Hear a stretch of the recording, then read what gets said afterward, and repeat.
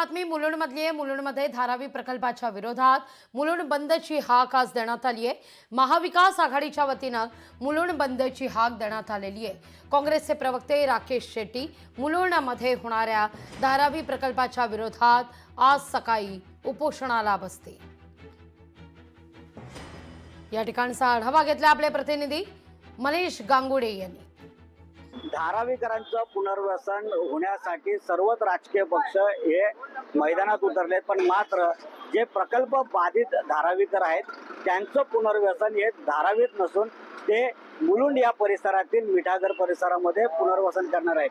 पण त्यामुळे मुलुंडकर जे आहेत ते आता याच्या विरोधात उतरले आहेत। त्याचं कारण जर आपण बघितलं तर काँग्रेस पक्ष आणि त्याचबरोबर महाविकास आघाडी पक्षाच्या वतीने एक दिवसाचं लाक्षणीय उपोषण या ठिकाणी मुलुंड ईस्टला करण्यात येत आहे आणि त्यामुळेच जो धारावीकरांचा जो प्रश्न आहे की त्यांचं जे पुनर्वसन जे आहे ते धारावीमध्येच व्हावं असं देखील म्हणणं मुलुंडकरांचं आहे। पण असं म्हटलं जातं की जे प्रकल्प बाधित जे आहेत ज्यांची नोंद नाही आहे त्यांचं मात्र पुनर्वसन हे मुलुंडमध्ये केलं जाणार आहे आणि त्यामुळे ज्याला विरोध होत आहे।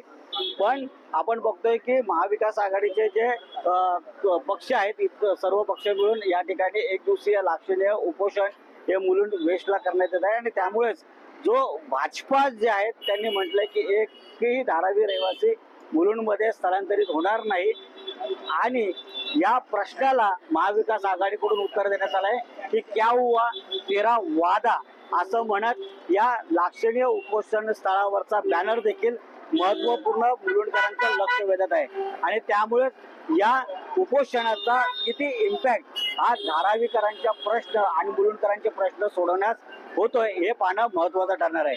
मनीष गांगुर्डे, लोकशाही मराठी, मुंबई। लोकशाही मराठी ऐका, पहा, जागरूक रहा।